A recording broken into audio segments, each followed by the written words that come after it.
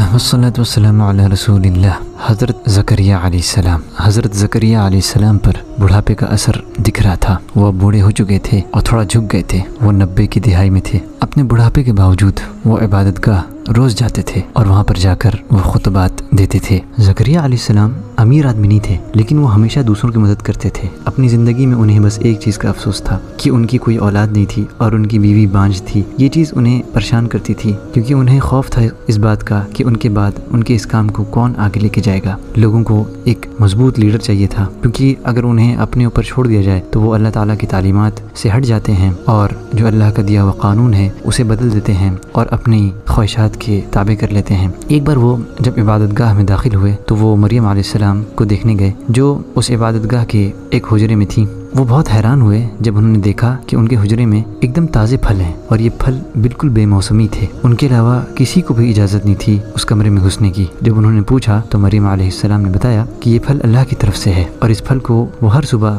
پاتی ہیں۔ انہوں نے ان سے پوچھا کہ آپ اتنا حیران کیوں ہیں؟ کہ آپ کو نہیں پتا کہ اللہ تعالیٰ جس کو چاہے جتنا بھی نوازتا ہے اپنی مرضی کے حساب سے؟ اس عقل مند لڑکی نے زکریا علیہ السلام کی آنکھیں کھول دیں اور ان کے دماغ میں ایک فکر پیدا ہوئی، کیا وہ اپنے رب سے ایک اولاد کے لیے دعا نہیں کر سکتے ہیں، وہ بھی اس بوڑھی عمر میں؟ حالانکہ ان کی بیوی بچہ جننے کی عمر سے آگے بڑھ چکی تھی، لیکن ان کے کریم رب کے لیے کچھ بھی مشکل نہیں تھا۔ وہ اللہ تعالیٰ سے ایک اولاد کے لیے دعا کرتے ہیں، جس کا ذکر قرآن میں اس طرح سے آیا ہے۔ ترجمہ: کاف ہا یا عین صاد۔ یہ آپ کے رب کی اپنے بندے زکریا پر رحمت کا ذکر ہے۔ جب اس نے اپنے رب کو نہایت آہستہ آواز سے پکارا، اس نے کہا، اے میرے رب، بے شک میری ہڈیاں کمزور ہو گئی ہیں اور میرا سر بڑھاپے کی سفیدی سے بھڑک اٹھا، اور اے میرے رب، میں تجھ سے دعا کر کے کبھی محروم نہیں رہا، اور بے شک میں اپنے پیچھے قرابت داروں سے ڈرتا ہوں اور میری بیوی بانجھ آ رہی ہے۔ چنانچہ تو مجھے اپنے پاس سے ایک وارث عطا کر جو میرا وارث بنے اور آل یعقوب سے وارث بنے، اور اے میرے رب، تو اسے پسندیدہ بنا۔ اللہ نے فرمایا، اے زکریا، بے شک ہم تجھے ایک لڑکے کی بشارت دیتے ہیں، اس کا نام یحییٰ ہے، ہم نے اس سے پہلے اس کا کوئی ہم نام نہیں بنایا۔ اس نے کہا، اے میرے رب، میرے ہاں لڑکا کیسے ہوگا جبکہ میری بیوی بانجھ آ رہی ہے اور میں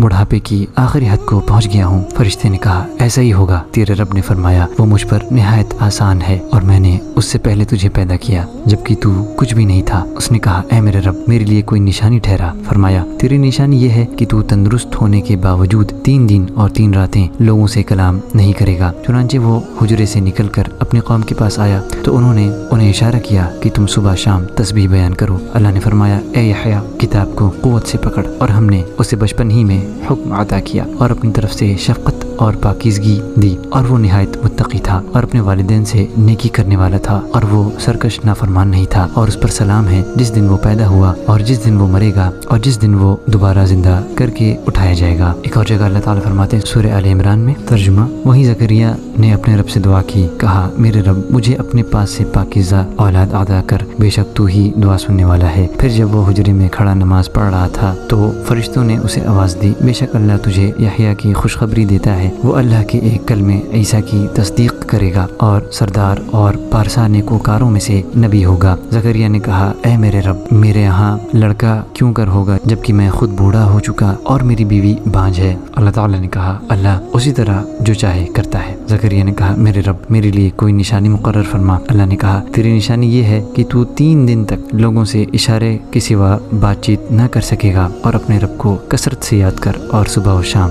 اس کی تسبیح کر۔ زکریا علیہ السلام کا بہترین قصہ یہیں ختم ہوتا ہے۔ انشاءاللہ اگلی پارٹ میں ہم حضرت یحییٰ علیہ السلام کا قصہ سنائیں گے۔ جزاکم اللہ خیرا۔ السلام علیکم ورحمۃ اللہ وبرکاتہ۔